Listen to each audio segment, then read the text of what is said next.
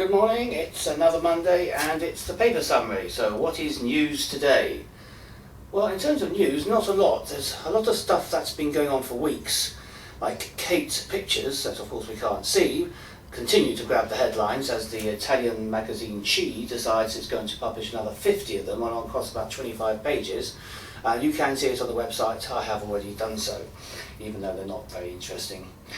O-levels are set to make a comeback. Finally, the government recognises that GCSEs are a complete waste of time and too easy, so they're going to bring back tougher O-levels.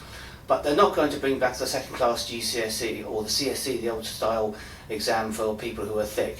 They're just going to fail more people. Brilliant. I'm sure that's going to go down well with the masses.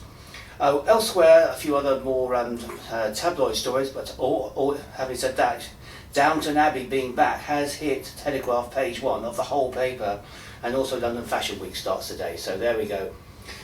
On a more serious side, let's take some of the property stories this week.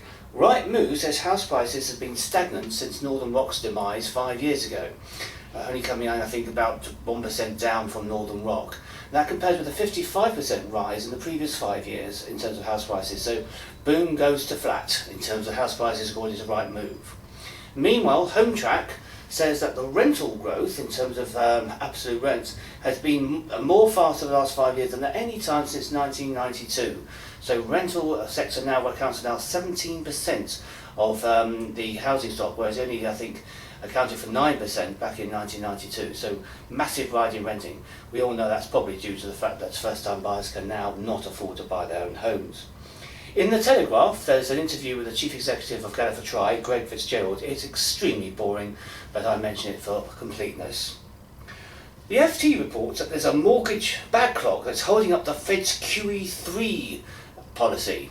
And you might say, well, what on earth is that? Well, I don't understand it completely either, but evidently the Federal Reserve has been trying to implement quantitative easing, that's QE3, for the third time, and that is trying to buy mortgage-backed securities from the banks in an effort to keep the mortgage rates low. But evidently the banks can't process the mortgages efficiently enough, which is evidently frustrating the Fed's efforts to keep interest rates low and trying to make the US economy recover. So there we go, a bit boring to start, a bit boring to end, but that is Actually, I've got one more silly story of the week. According to a very important article in the Telegraph, page 9, women spend an average of 9 minutes in the shower, which is evidently more minutes than men. That's Eon research, so important that it reaches page 9 of the Telegraph. No other paper, not even the tabloids, have bothered with that one. Okay, see you next week.